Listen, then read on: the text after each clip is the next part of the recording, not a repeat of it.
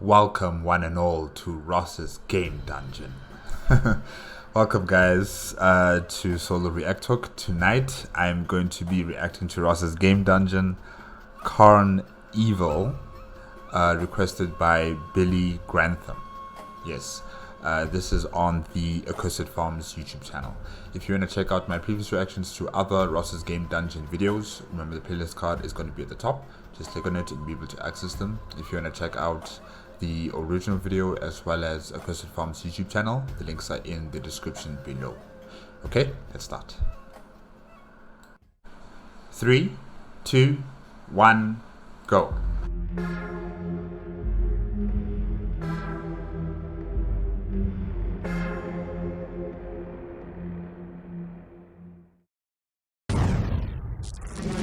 Hey everyone, this is a special episode of Ross's Game Dungeon.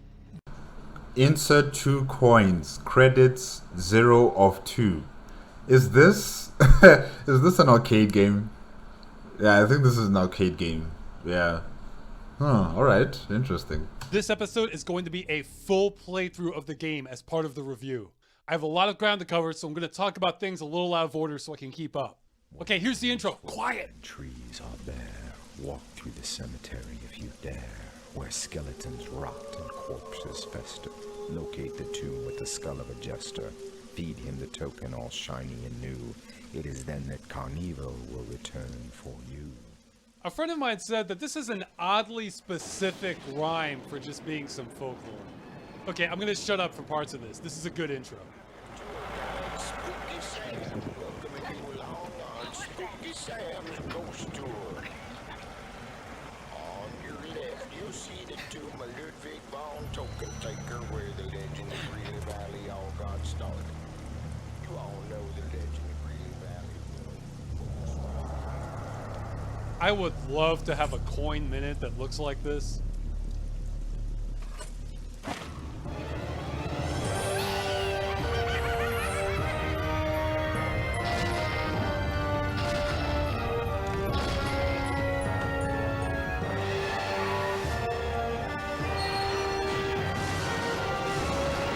I'd like my retirement to be something like this. People. Sorry, Ross. I just wanted to say that I don't remember any of the arcade games I used to play when I was younger having some sort of cinematic, before you play the game.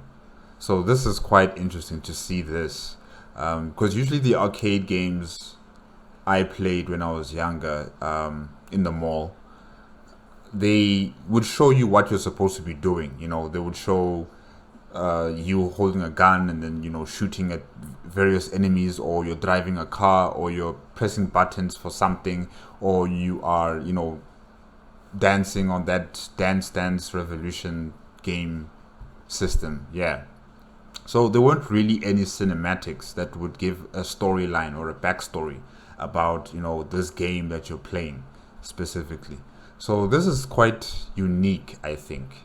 I don't know if there are other arcade games out there that do the same thing, but the ones that I used to play when I was younger didn't really have that. Yeah, maybe it was just a South Africa thing, or it was specifically for my mall, in my community. They didn't have that, but yeah, this is interesting. Just wander into my park of madness and I watch them run around. Welcome to CarnEvil!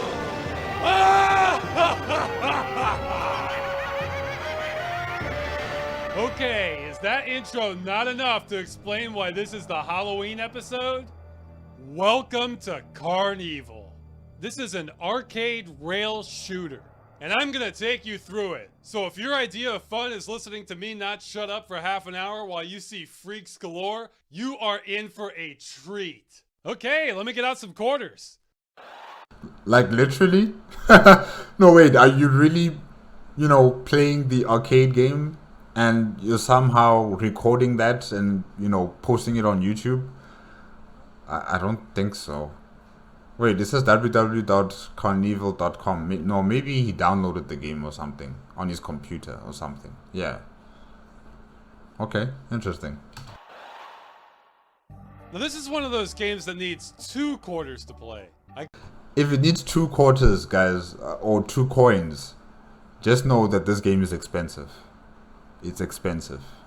Because when you die, you have to put in another 2 coins for the game to continue. It's expensive.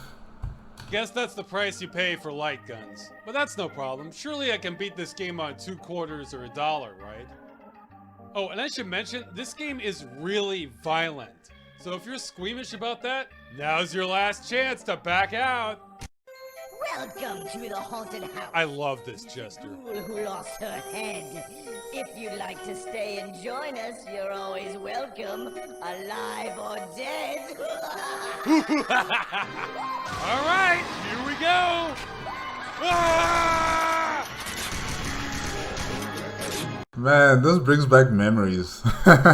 with the toy gun, you know, and it has that cable that's connected to the arcade, and then, you know, you have to shoot.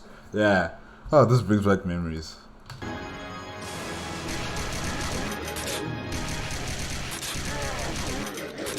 Okay, we are mere seconds into the game, and is this not already the perfect Halloween game? For me, this game really carries the Halloween spirit in it. Because there's all kinds of scary games out there, but not so many that possess this kind of fun, wacky, happy-go-lucky atmosphere along with your scares. This game feels like a scary carnival ride. When I first saw this game, I almost kind of forgot it, because my brain was too in shock to process this properly. This game struck me as so amazing that it felt to me like it wasn't possible for a game this awesome to exist. Hey, down Lady, get out the way. You're going to be shot at. Get out the way. in front. Plus, it was an arcade machine, so I knew I wouldn't have enough quarters to beat it or own a copy, so I think my brain just suppressed the memories as a defense mechanism. I'm serious. For a while, I just forgot about it, but then it came back in a big way later. I don't think you're going to win against Hambone. You're going to have to insert 2 more coins. Do you want to continue? Enter 2 more coins. Okay, this is the first part of the game where they're basically saying, enough playing around. You had your fun, time to cough up some more quarters. I mean, it's Jason on steroids with a chain gun for an arm. Jason on fire, which only seems to be pissing him off more than anything. And you know what? You know, in South Africa, or should I say specifically in the mall that I used to go to when I played arcade games, right? We didn't actually use money. You know, like, money. Yes, we didn't use money. We would buy tokens from the store. We would buy tokens with our money. And usually they would come in, you know, the coins or maybe like a ticket. And yeah, we'd insert those coins or the ticket inside the machine, and then the machine would operate. We wouldn't really actually put in real money. But I think that happens anyway, you know, in any type of arcade game store or station. Yeah. Oh wow, I actually survived that. That wasn't supposed to happen, I can tell you that. Yeah, see, now I have easy guys because I was meant to die and stuff more quarters inside. So this is to make me think it's worth it. You may want to pause the video here to take a look at those portraits. Yeah, they look scary, I guess, but why? Why should we look at them? I'd love to have some art like that hanging up. Oh. What? No, man. No. I mean, look at that one. There's a child holding an axe and with a bloody dress. No. Imagine explaining that to your parents when they visit you. No. Oh no! I'll save you! Or not? Did I shoot her? No, she was bitten by one of the zombies. It was not your fault. You tried. Might need an instant replay on that one for the courts. Ah, there we go. Okay, that's 50 cents down. I'm going to put in another $1. If you want, help keep track of how much money I actually need to beat this game. And I have a confession. You've probably figured it out by now, but I do not actually own an arcade cabinet of CarnEvil. Though that would be pretty baller if I did, if I had some carnies come visit me. I'm just running an emulator and I'm using a mouse instead of a light gun. I know some of you have strong feelings about that, so if you feel like you need to call the police, I guess that's an assumed risk on my part. You call the police and tell them what? And tell them what? No. And, you know, having an arcade game in your house, I don't know if that is right. Guys, those things are the size of, like, you know, fridges, or maybe even bigger than a fridge. And you're keeping that thing in your house. Unless if you have like a mansion and you have a lot of rooms, you have a lot of space, you know, and you want to fill it up, then sure, do that. Or you have a big enough house. But, you know, if it's like a modest house, a modest apartment, then no. It's just weird. Midway, the company that published this, has been bankrupt for a few years, and I'm not even sure who owns the rights to this now, but I think it's pretty safely in the abandonware realm. This does bring up an interesting point about piracy, though, because when people pirate, some people will do it even if they can afford the game just to save money on it. And that does mean lost sales for the developer. Though that's not the case for everyone. Some people will just flat out never buy the game. Oh, you again! I did a check on eBay, and the cheapest I found for a copy of CarnEvil is $700. But most were priced around $1,500 to $1,700. That's about what, 10 to 15% of my annual income? There is no way I can afford that. So this. And also, I must also admit that yes, I have also pirated games. I've acquired pirated games before in my young life. So far, I have. Yes, it's true. Am I proud of myself? No. I did it mainly because I didn't have the money to buy a particular game.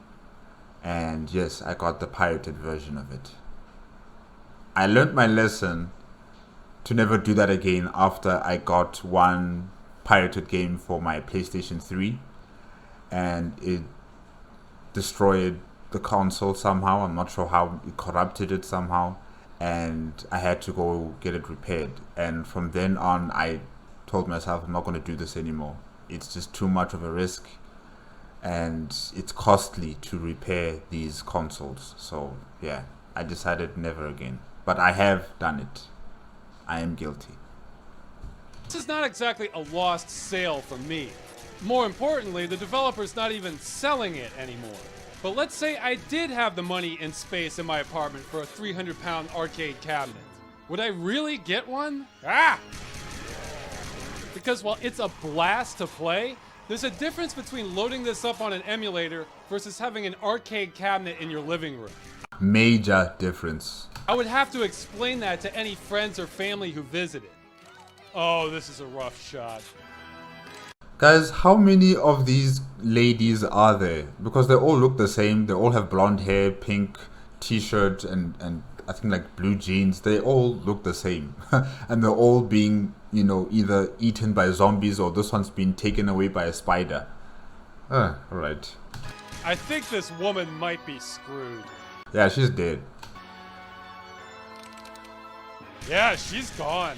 She's the spider's girlfriend now. I couldn't save her. I'm only one man with unlimited ammo. But yeah, trying to explain why I have CarnEvil in my living room would get awkward. People I know would start wondering if I'm just trapped in some fantasy delusion and I'm turning into Michael Jackson, trying to create my own little Neverland ranch. And I wouldn't blame them, because getting an actual arcade cabinet is a bigger step towards that. Whereas you just don't have that level of stigma for an emulated version. Nobody even has to know I have it. I just have a computer. It's hidden inside that. After all, this is Ross's game Dungeon, not Ross's game Foyer. Or Foyer. It doesn't matter which version I say. Someone will claim I'm pronouncing it incorrectly. They are both correct. They are both correct.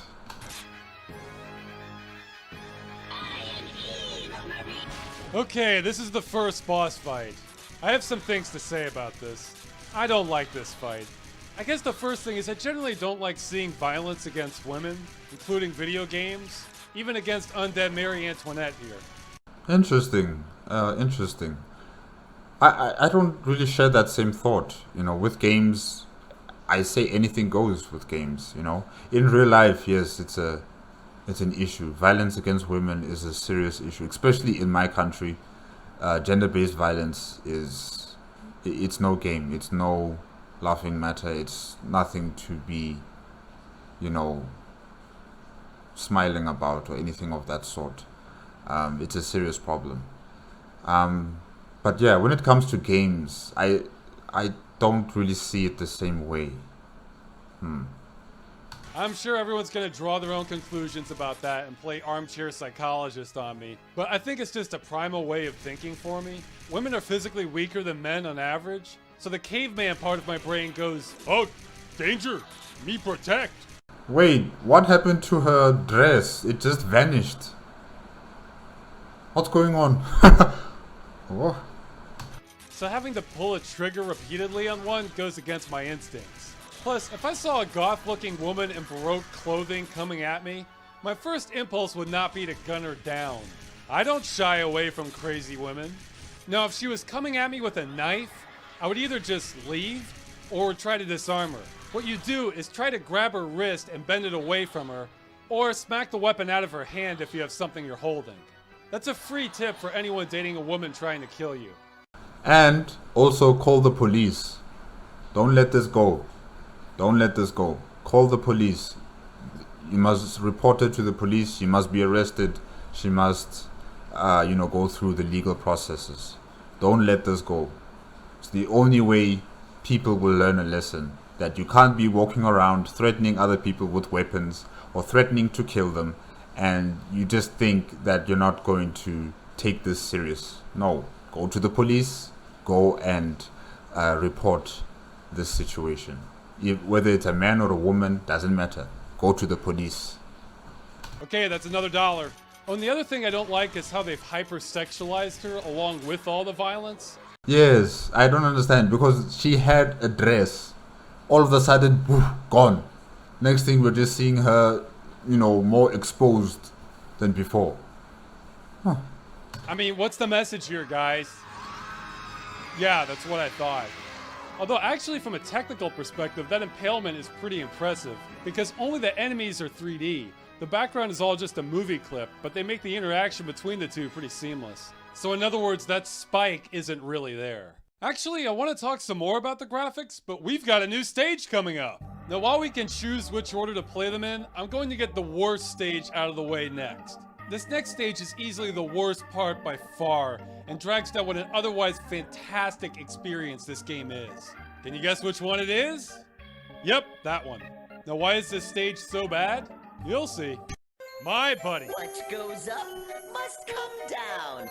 Now you're headed for Rickety Town. Rickety! Ride all the rides, have some fun, then eat your heart out on a sesame seed bun. That jester is deliciously evil. Okay, so what's wrong with this picture? Remember, this is a great Halloween game. Is that a sled? A Santa sled? Oh, okay. Well, we're in December right now, the Christmas month, so yeah. Yeah, it's good. Listen to this music. You know what reminds me of Halloween? Candy canes, presents, Christmas lights, fucking elves. Actually, shooting elves in the face is kind of cool. But what the hell is going on here? They're trying to shoehorn in Christmas. Why would they do that? This isn't even a strictly Halloween game. You can play creepy games all year. They're just especially well suited for Halloween. But Christmas, that's completely seasonal and is the polar opposite theme-wise. Did you know that this game actually has some lore to go with it? I was looking it up for this review. They gave it a backstory, names and descriptions of all the enemies, everything you would expect from a decent manual for a game. It makes me wonder how that information was distributed. I guess owners of the machine had a flyer to go with it, even if...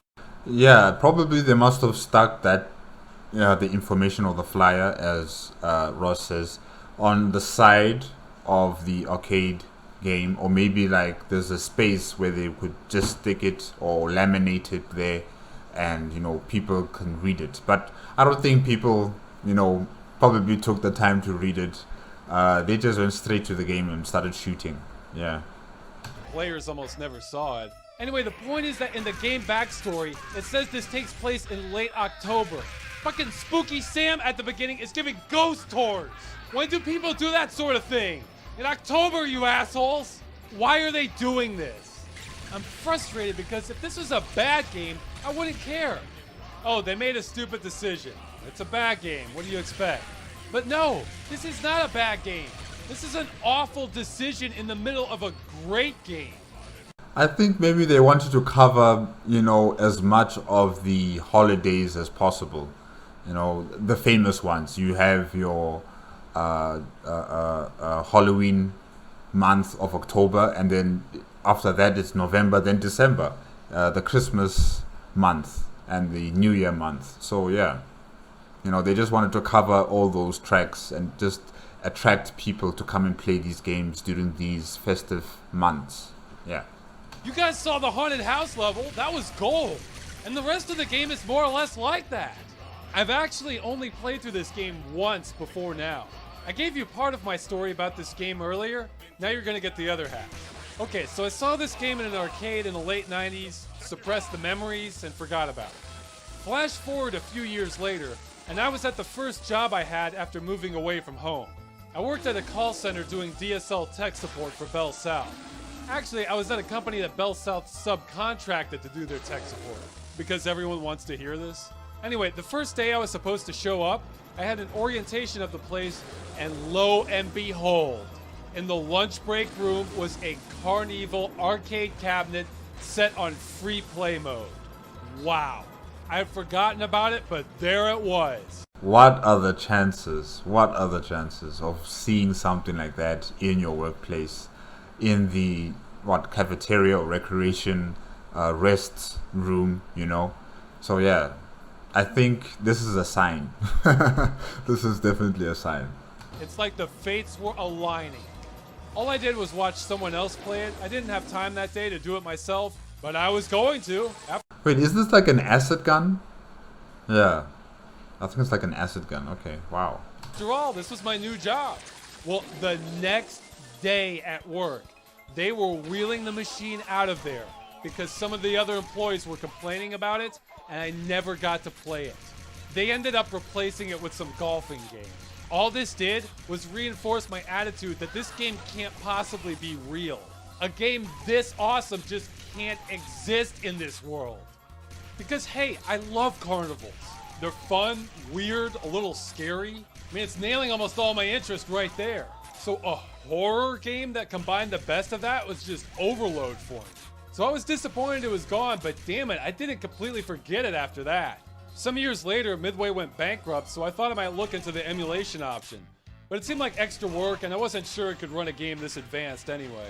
Then last year around Halloween, I realized, oh my god, this game is starting to get obscure. See, that's the face of death right there. So I thought if I didn't find a copy of this game, it could disappear forever.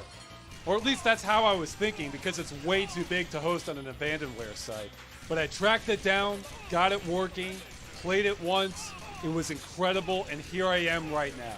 I actually accelerated production of the game dungeon this month because I wanted to make sure I would cover this game for Halloween. It had to be the Halloween episode, and I couldn't take the thought of having to put CarnEvil off another year. But Jesus Christ, if this isn't the worst part of the game. Oh what, you thought we were done with Christmas? Oh no. See, what's happening now is the game's way of telling me that it wants me to keep bitching about it some more. So I will! My theory as to how this happened is someone on the development team was obsessed with the movie The Nightmare Before Christmas. I know some people will be shocked, but I don't like that movie.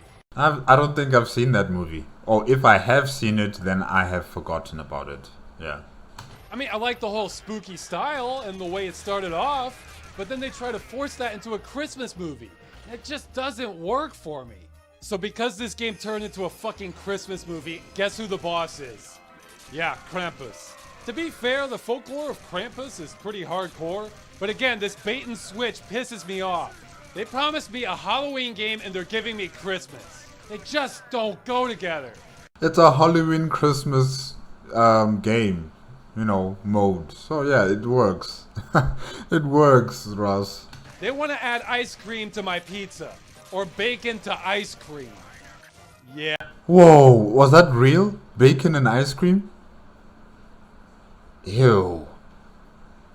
I'm dead.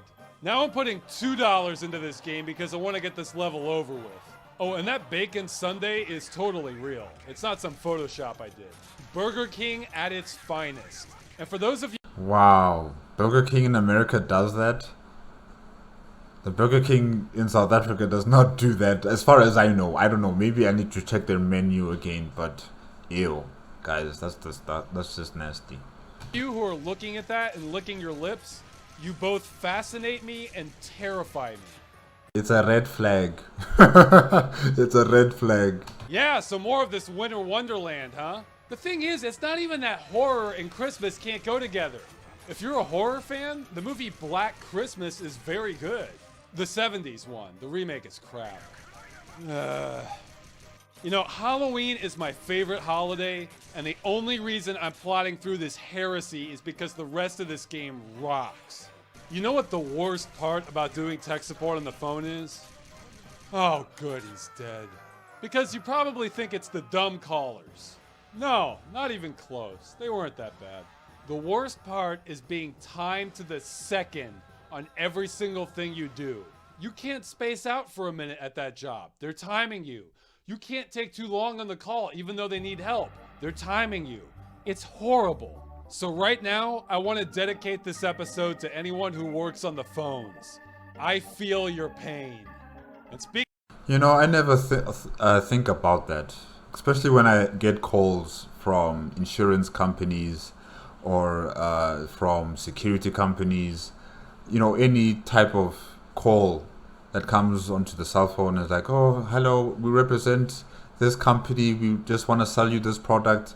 You know, I do talk politely to them. I don't, you know, shout at them or swear at them. I do talk politely to them and, you know, just tell them, no, I'm not interested. Thank you very much. And all that kind of stuff. All the niceties, you know.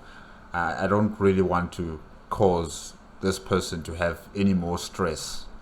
But now that Ross is saying, like, you know, they're on a time limit, like they're being timed every time they're calling a new potential customer, they're being timed, and this is going to result in their performance at work.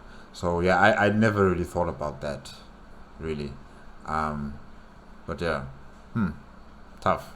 Speaking of pain, we are done with that stage. Now it's on to the good stuff. In my opinion, this game is nothing but good from here on out. My pal. It's the freak show, the freak show. See the strange and bizarre. Yeah. Step right up. We'd love to see you. We think you could be the star.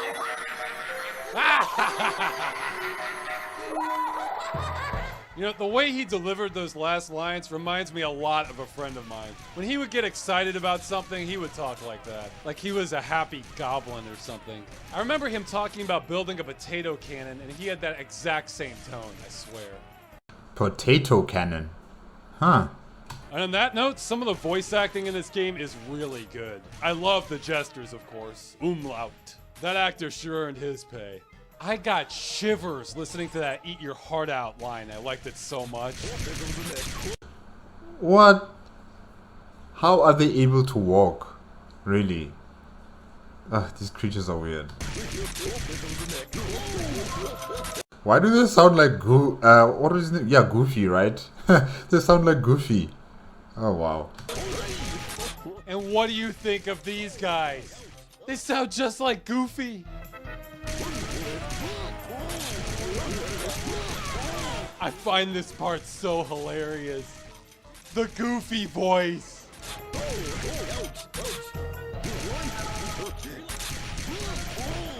If you shoot the bottom head, probably they will die faster, right? I think it would be easier to shoot the bottom head than the top head, I think. Yeah. But that creature is just weird. That is just weird. It makes me imagine some dark comedy where Goofy is running around as a serial killer. Oh no, my knife slipped there. Whoa, looks like you got stabbed there, silly me. No, stop, Russ, stop. Oh gosh. Oh, there goes another knife.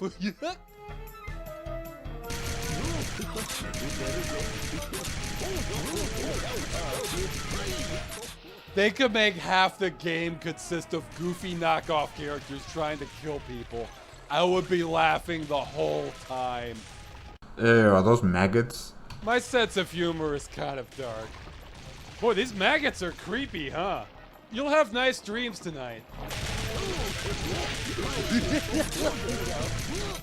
I like some of the exhibits here. World's biggest shoe. Ancient mystery skull of time, maybe. 80-pound flea. That would be terrifying.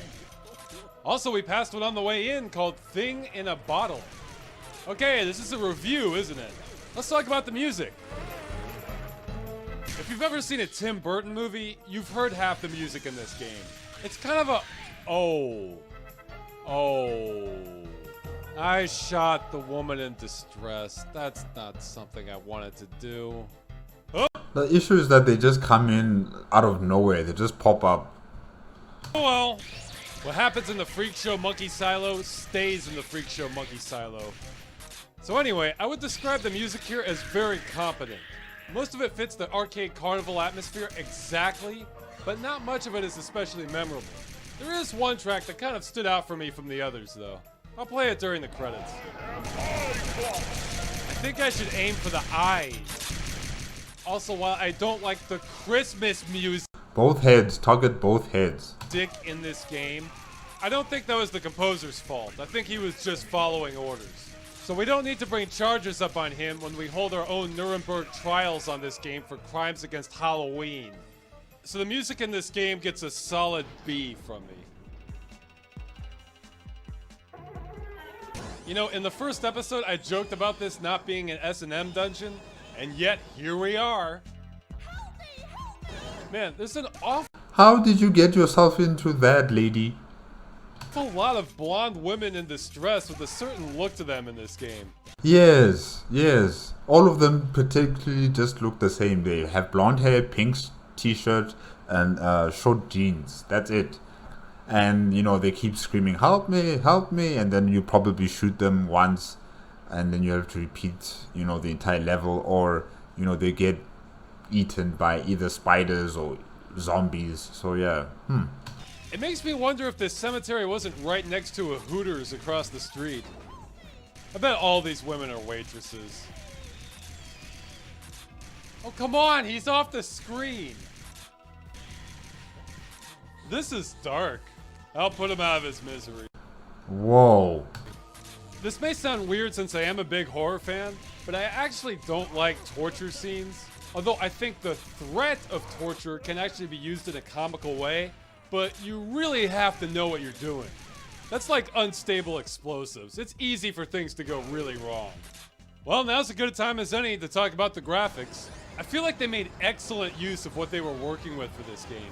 Again, only the characters are in 3D. The background is all pre-rendered video, but it's very seamless. Believe it or not, the resolution on this game isn't much higher than the DOS games I've covered. It renders natively at 400 by 250. I'm sorry, but what's happening here on this conveyor belt? Are they mushing these zombies into paste and putting it into these bowls? Who's supposed to eat that?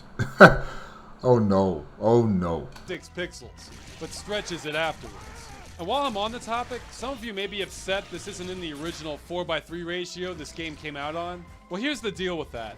A lot of old games displayed on 4:3 ratio monitors, but oddly enough, a lot of the art isn't always consistent with that. Sometimes it looks stretched, sometimes it looks perfect on different objects in the same game. It's a grab bag. So in this show, I'm just going to stretch the image to what I think looks best overall, even if that's not historically accurate. It's okay. Okay, this boss is a modification I made. Normally this boss is a giant baby you have to gun down, but the arcade machine contained what's called a dip switch in order to change values on some things. A giant baby. Huh. In this case, it turns the baby into a mangled teddy bear instead. Given the choice, I'd rather kill walking teddy bears than babies, and they gave me the choice. A few of you are probably thinking, Ross, you're a pansy. You don't like killing women, killing babies, torturing people. What kind of man are you? He is a man. He is a man. well, all I can say is I'm very honest on this show. Unless I'm bullshitting you, of course. Actually, I do like rampant violence involving teddy bears. Mascots, too. This is probably the best boss fight in the game. You know, I can never take mascots seriously because of videos on YouTube of mascots busy dancing, you know, challenging other mascots to a dance-off, or, you know, some mascots going to a birthday party and, you know, they start dancing. Like, I just can't take them as something that I need to kill in a game. I'll probably just laugh. Really. You can't go wrong having a giant monster chase you as your boss fight. Okay, so a little more on the graphics. Part of this game's draw was that it used 3D accelerated graphics. It used hardware by the company 3DFX, which made some of the most powerful video cards at the time. Though 3DFX also went bankrupt a few years later. Wait a minute, so that's Midway that went bankrupt, 3DFX that went bankrupt, and arcade machines are mostly dead now too. Man, this game is the harbinger of death. Are the people who worked on it still alive? I didn't check that. I wonder if you get cursed just by playing it. Well, if so, it's too late for me. And if you're still watching this, you're probably too far in already to break the curse, so you may... A curse is only as powerful as you believe it to be. If you believe it exists, if you believe that it has affected you, then it has affected you. But if you don't believe in it, then there's nothing for you to worry about. And that's me. I'm not worrying about some curse. May as well finish it. Hey! You've made it to our main attraction, the three-ring circus in the big top tent. We hope our clowns will entertain you Clowns! before making you the main event. Okay, this is the point in the video where I'm guessing some people are gonna have to turn it off. If you have a phobia of clowns, I don't think you're gonna be able to make it past this part. But how can you be scared of clowns? I mean, we have McDonald's. The mascot of McDonald's has always been a clown. Are you guys telling me you guys are afraid of McDonald's? Really? When you buy your Happy Meal and you see the clown's face on the box, or when you get the Happy Meal toys, were you guys scared of that as well? And you know, at the entrance of a McDonald's, you would have that clown, you know, figurine standing there welcoming you to the McDonald's. Like, how can you guys be scared of clowns? I just don't understand that. I don't know, maybe it's your guys' types of clowns. Maybe they are not funny enough, or they mainly doing a job instead of, you know, them accepting that it's like a calling to entertain, to make jokes, to make people laugh. Maybe they don't see it that way. Maybe they just see it as a job, a 9-to-5 job that they have to do. And, you know, when they smile, it's not really a smile. It's more like a scary looking, serious person. So maybe that's the issue. But I don't know. I don't know how people are afraid of clowns, really. And, you know, usually I would see that like in television shows, American sitcom types of television shows, where you see the young children or even young adults saying that they're afraid of clowns. And I'm like, but why? Why? But anyways, let's continue. Because there are a lot of clowns coming. I actually like clowns, but I admit, part of their appeal to me is that they scare the living hell out of some people, which I find hilarious. You know, it's just some guy dressed up silly, acting goofy, dancing around, and apparently striking terror into the hearts of others. With a gnome, I can understand. You know, gnomes when they go, yeah, that's a bit, you know, kind of weird or awkward. But then with a clown, really? Honk, honk, honk, honk, really? With the big shoes and the colorful hair? That's scary? Alright. Hey, these mimes aren't attacking me. The game just assumes everyone is going to automatically gun down all mimes. Just like what you just did right there, Ross. They don't even need to make an attack. Well, I need to progress. Or do I? You know, in the last video, I left a hint that a clown was going to get shot, and I looked at the comments, and one person successfully guessed which game this is gonna be. Well, I think that's a problem, because why are there so few evil CarnEvil games that he could guess it right away? I mean, there are some, but not many that dive in the way this one does. Yeah, see, the clowns you have to shoot. They don't joke around. I mean, how many games are there with evil CarnEvils? Let's name them off. Painkiller Battle Out of Hell. Silent Hill 3, sort of. I almost forgot this is an arcade game. Okay. Insert those coins. I'm stuffing $2 into this. Try to remember this animation over and over again when you go to sleep tonight. So what else?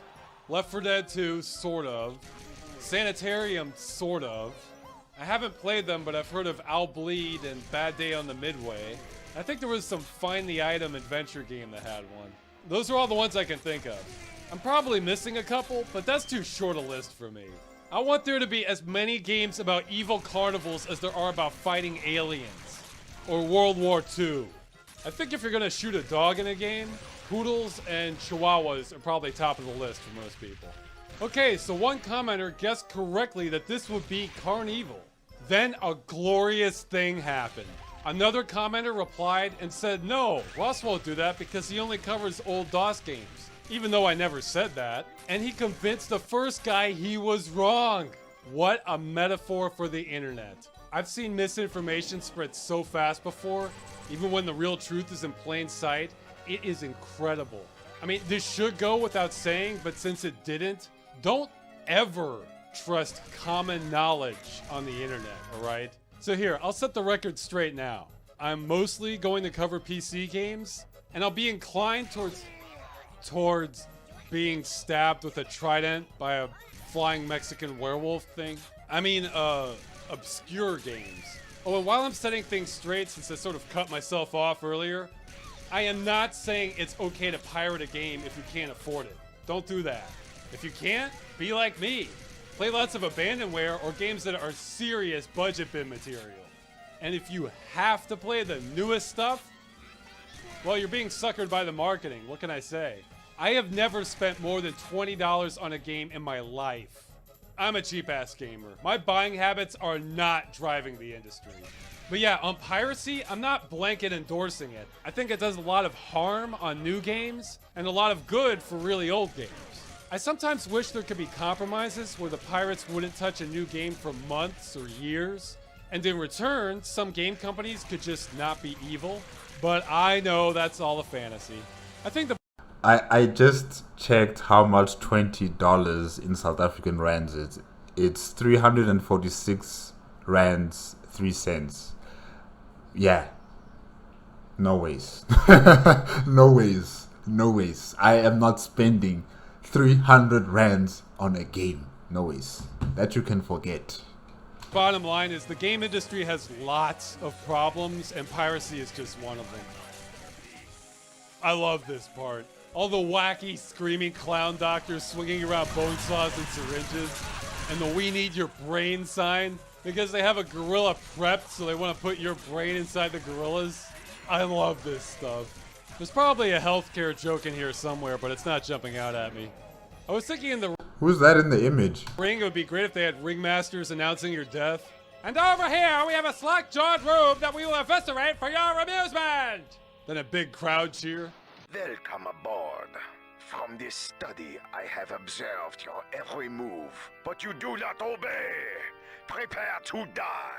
Okay, guys, what do you think? Could that be a French accent he's doing? Yeah, it sounds like it. It does sound like a French accent. But maybe German as well, you never know. What was his name again? Professor... I forgot the name. On the obituary. Yeah, I forgot. Something token. Yeah. Umlaut! Now here's a question. This game is set in a fictional town in Iowa. If this was actually real, Would this be the most interesting thing that's ever happened in Iowa? I mean, I may be just ignorant, but the stereotype for a lot of Midwestern states is not a lot happens. But see, in Ohio, for example, the Cuyahoga River caught on fire before. I think that's pretty interesting. The only thing I know about Ohio, the state of Ohio in America, is during the election times when you guys have your midterm elections or your general elections or your presidential elections, and news services like CNN or BBC or Sky News or Al Jazeera, they keep having a focusing lens on the different states of America and where they would flip, whether they would choose Democrats or Republicans. And they show these Midwestern states, or the Rust Belt as you guys call it, and we would hear from the people there about what's going to happen and how do they want to proceed, who are they going to vote for. That's all I know. I don't know if there's anything else that's important about these states, but during election times, that's when I know politicians are going to come out with all the stops just to get your guys' support. Yeah. So what is Iowa's claim to fame? Rather, what's the most interesting thing that's ever happened there? Another thing I like about this game is how upfront it is with you. Besides the Christmas section, that's still bullshit. But the name of the villain here is Baron von Tokkentakker. They tell you at the beginning. With a name like that, you know you're going to be coughing up quarters in this game. Okay, but that doesn't sound like a French name. Von Tokkentakker. I don't know. Maybe German. Yeah. The game knows it, and you know it. It's a very honest relationship. Okay, pretend this game had been a runaway success. Spawned sequels, home games, a movie, and so on. Do you think at some point Midway would try to build a Zeppelin of their own that looked like this? I'm wondering how much money a company needs to be swimming in before they do really outlandish things in association with the game. Like, I know Electronic Arts shot copies of one of the Mass Effect games into space. That takes some doing. Still, it would be hard to top a Zeppelin. I bet if they wanted to, Blizzard could pay off enough senators to be able to carve an orc face into Mount Rushmore. Is that an actual aerial photo of Iowa? Man, this guy takes a lot of hits. Has anyone been counting? He's the boss. Of course he takes the hits. Auf Wiedersehen, huh? Okay. Nice cinematics. I mean, this is what rail shooters are about, having this kind of roller coaster effect. Dummkopf, alright. That's some interesting German for somebody with an almost comically thick French accent earlier. Maybe Midway thought France and Germany were basically the same thing. Europe. Yeah, just like how they perceive Africa, with just one big continent, that's one big country, which is not the truth. But anyways, we continue. I can't think of many I've played myself, but I've heard a lot of modern first-person shooters are super restrictive and just guide you along a narrow path. If that's true, I'm wondering if those designers would rather just make a rail shooter, but don't want to because of the stigma, like that's beneath them. Hey, didn't I save you already? Okay, another 50 Man, this lady is everywhere. She's everywhere. cents. We're getting close. Oh, and hey, here's a spoiler. The ending to this game does not suck. Oh, that's the shortest life so far. They want your money bad. And sorry if I'm ruining the tension with all this talking.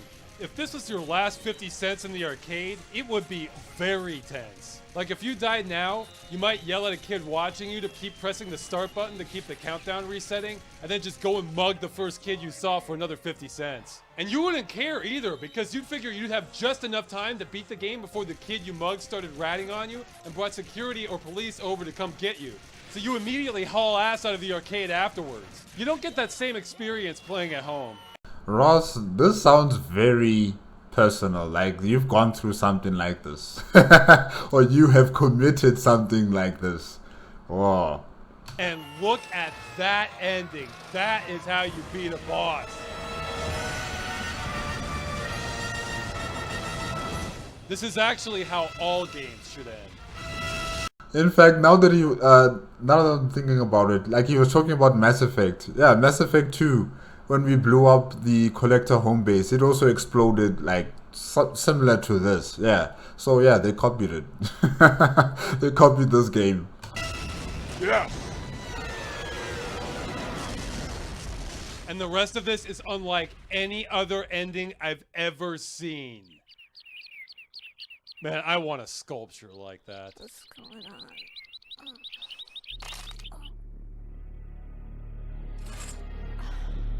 Oh no. Put it down. Put it down. I said put it down.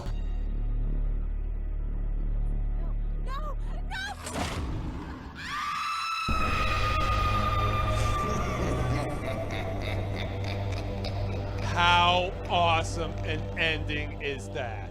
You escape from hell on earth, the Hooters waitress is screaming at you to stop, so you just head back there again for no reason. Bad ass. Accuracy 58.7%. Hits. Wow. Shots. Wait. Oh, okay, alright. And then the score, alright. 3,500 shots fired. Anyone want to figure out how much that would have cost me in real world ammo? And hey, how many quarters did I spend? I wasn't counting. Well, that's CarnEvil. What have we learned here? That when you run off to go join the circus, it changes things. Okay, that's all. Happy Halloween, everyone. Or if you're watching this after Halloween, it's more of a state of mind anyway. Especially when you hide in the bushes at night wearing a costume and jump out at people. Every night is Halloween then. Auf Wiedersehen. I still don't speak German.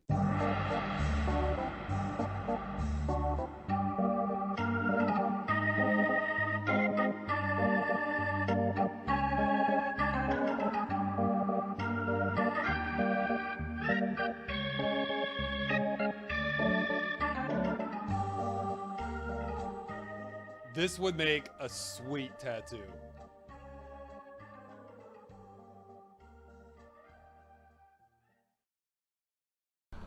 Yeah, I don't know about that being a tattoo.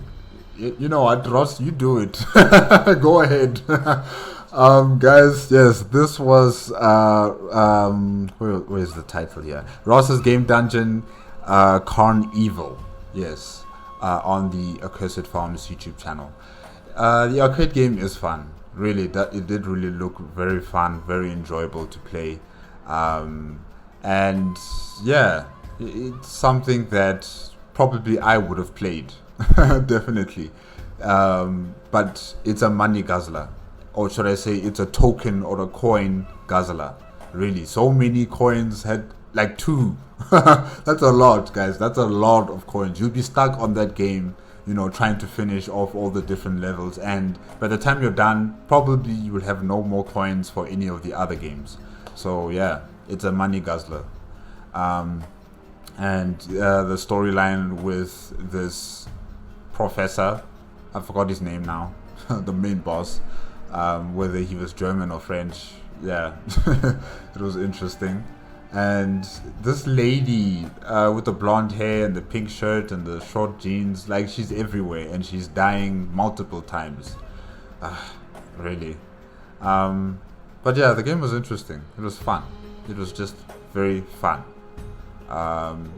Definitely it's a game that you play after or before a movie, you know, viewing in the cinema. Like if you have some time to waste, then you just go to the arcade store or the arcade fun company station, and you know, you just play this game. And yeah, it's fun. Guys, if you haven't played any arcade games, like never in your life, probably you should just try it out. If there's an arcade station near you or a mall, probably they do have those arcade stores. But yeah, you should try it out. You should try it out. Okay, that's it. That's it for today. Because it's now today, it's no longer the evening. It's like 6 a.m. 6 a.m. So yeah, this is it with Ross's Game Dungeon. If you want to check out the original video as well as Accursed Farm's YouTube channel, the links are in the description below. If you like my reaction, please give me a like, comment, and subscribe to my channel. Click on the notification bell if you want to be up to date with my latest videos. And I will see you guys next time. Okay? Bye-bye.